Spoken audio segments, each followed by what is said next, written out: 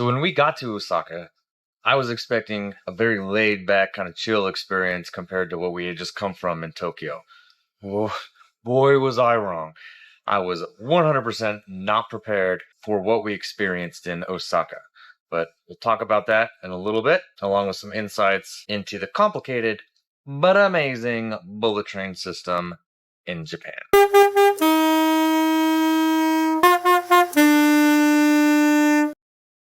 Alright, so today we're going to be doing another review using my 5-part rating system on Osaka, Japan. And this is just part of a longer series on Japan, right?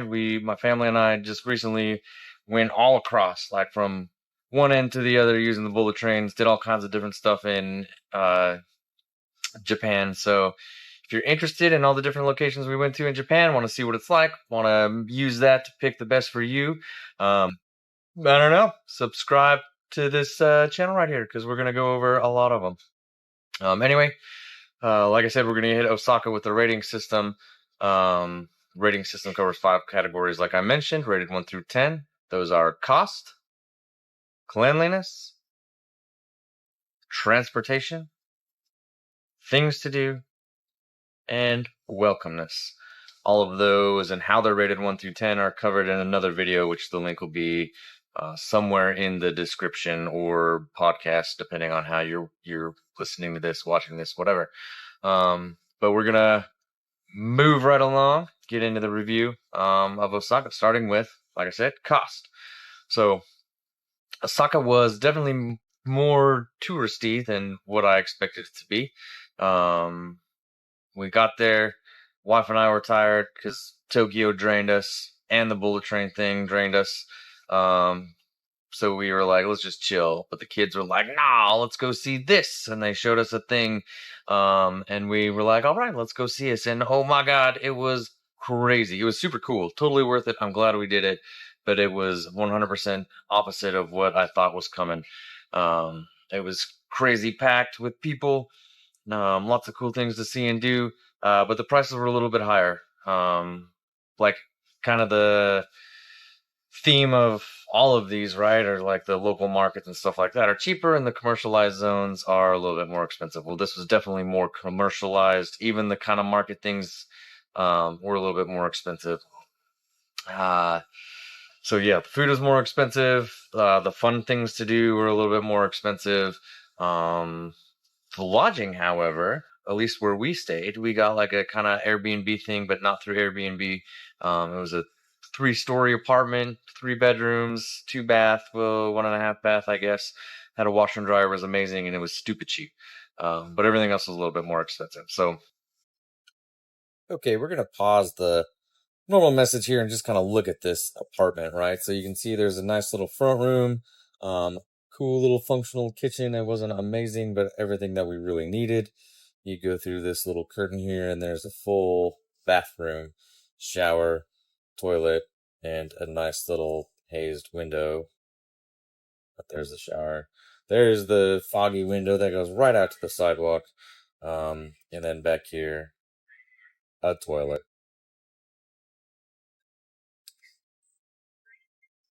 So back through the curtain into the kitchen. A fan that behind that fan that went right into like a 1-foot wide alleyway. Had these crazy steep stairs. Oh, it's like climbing a mountain. See, climb the mountain. And you'll see some bedrooms here. 1 bedroom. Oh, I'll look back down the stairs. So, bedroom. And then in there's another bedroom. So the beds like were rolled up. We had to roll them out. You could put them in any bedroom, but you slept essentially on the floor on these little pads in this kind of Japanese traditional style room. And then right off of there is the laundry and the other half bath. So 1 more floor, come over here, go around another stupid steep set of stairs. Definitely got our steps in. This crazy house. So up the stairs, you have the master bedroom, right? It's got two queen-size beds and this cool-ass balcony that overlooked our little neighborhood.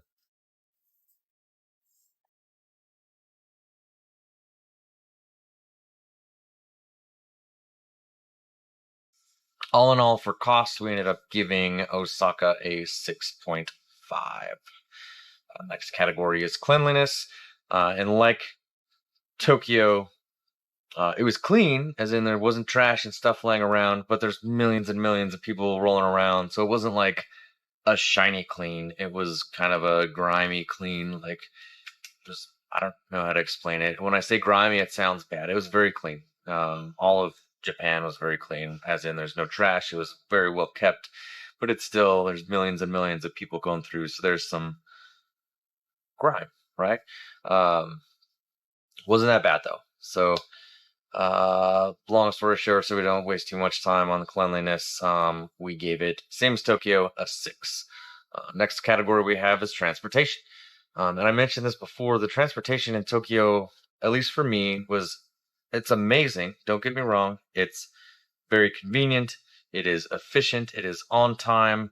Um, things are for the most part displayed in a way that's very easy to understand. There's English, there's maps. It's easy to use, kind of. The ticketing is complicated, right? Because, like I said before, there's different entities. There's the JR rail and all these other different rails, and one ticket doesn't cover all of them. So if you're getting off of a JR line onto a different line, you have to find a place to get the ticket.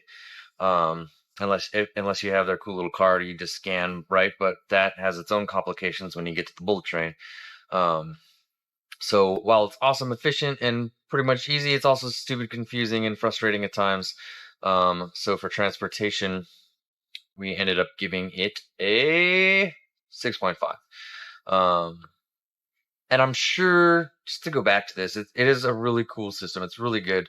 Uh, and I'm sure once you grasp it in your head, um, it's not as confusing or frustrating. It's very easy and nice to have. We just weren't there long enough to have it make sense in our head completely. And not only that, but it's different in every city. So we moved around a lot within Japan, and once we'd start to figure out one, we'd go to a different city, which their system was different. Just a little bit different, just enough to get your head back, like knocked off balance, right? Anyway, like I said, 6.5. It's awesome, but frustrating. Uh, Next category after cleanliness is things to do, and like all the other Japanese, like Tokyo and all the other ones we're gonna cover, there were tons to do. That thing we did the first night, the district we went to was the Dotonbori, I don't know. Like I said in the Tokyo video, I'm gonna say all kinds of stuff wrong. But it was really, really cool. There were huge, it was kind of like Vegas. Everything's lit up. There's cool sounds. There's like these giant crabs walking up buildings. It's just a sign, right? But there's dragons that go like the length of multiple units in a building. There's all kinds of cool stuff to see.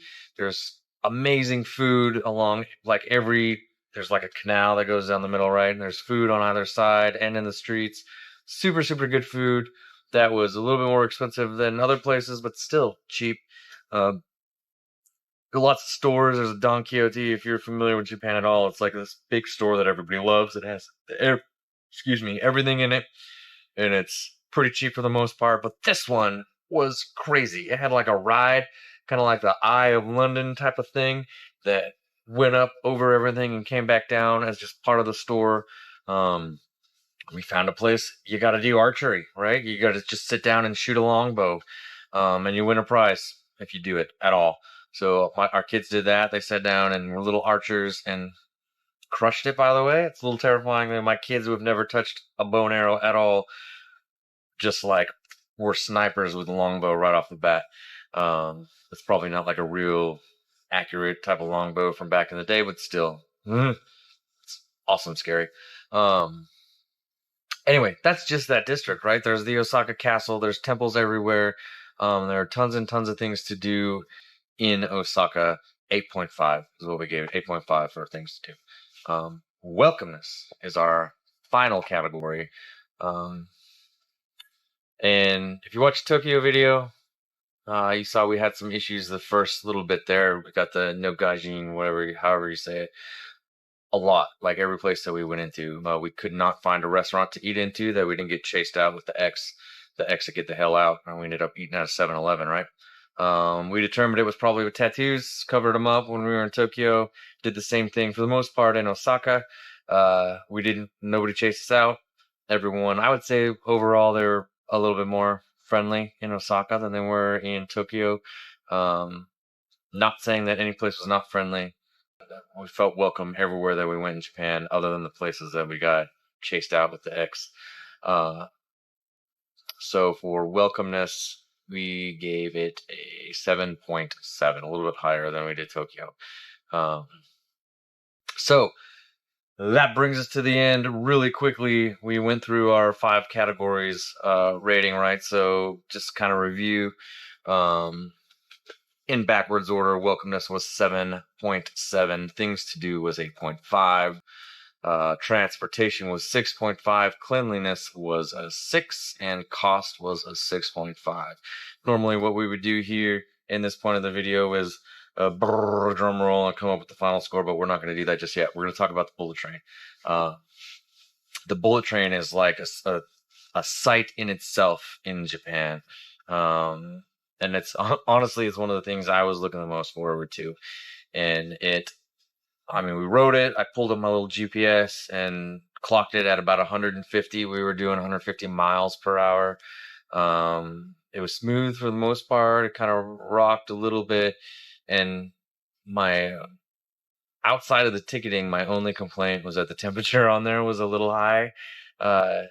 So I feel like that contributed to a little bit of motion sickness with some of the family.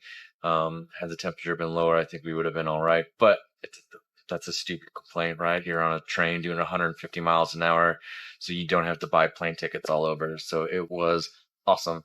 The ticketing, so you need 2, sometimes 3 types of tickets. You need a fare ticket. So if you're going like south, like for us, we had several trips planned over a period of time, right?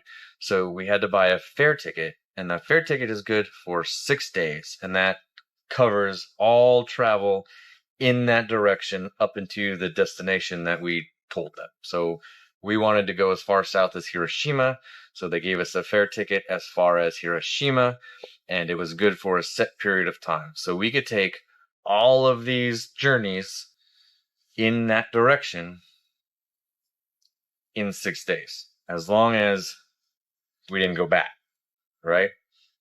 To go back north towards Tokyo, we had to have another fare ticket from the farthest point. You would start south up to north, those 2 regions. You can't go outside of those 2 set regions that you buy the ticket for, and it's good for that set amount of time.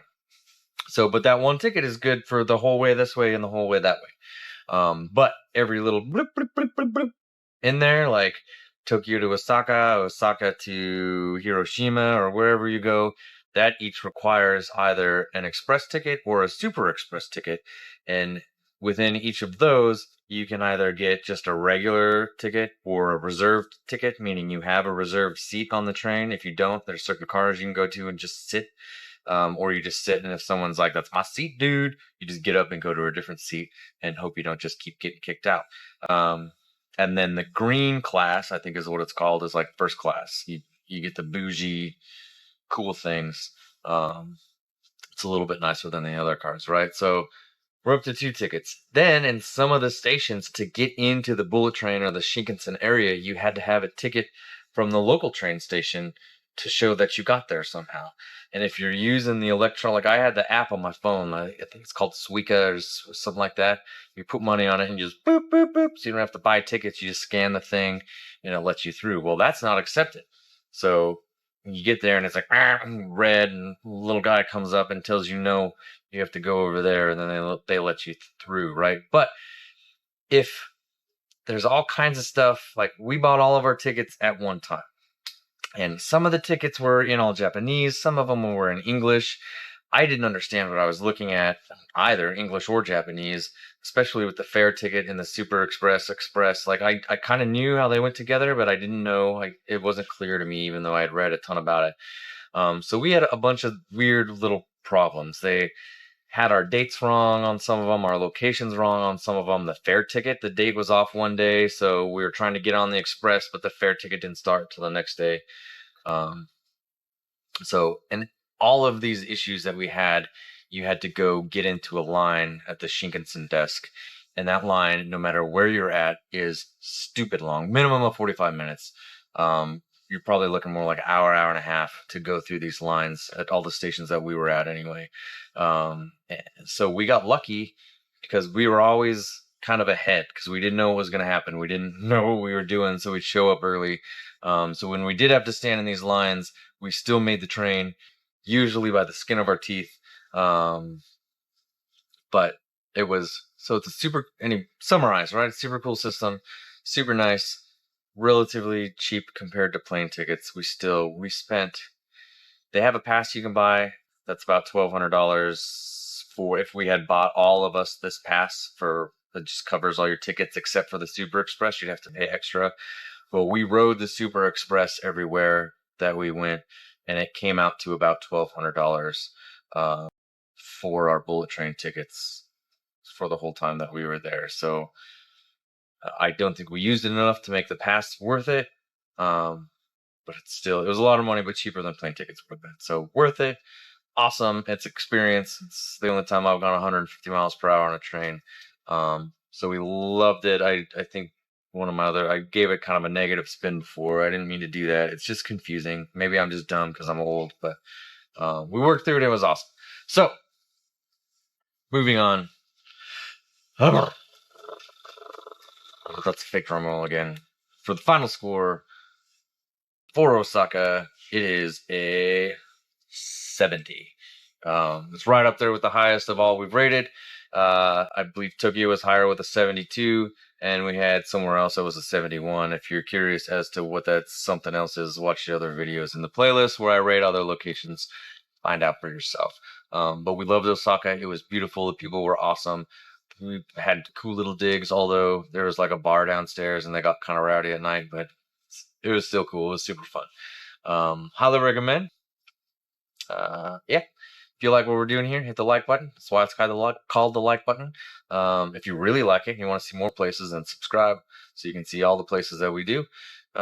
If you have questions about any other locations, I've probably been there. Put in the comments. I can respond. I can do a video if I remember it good enough and have pictures. But yeah, hit us up. Let us know. That's all I have. Bye.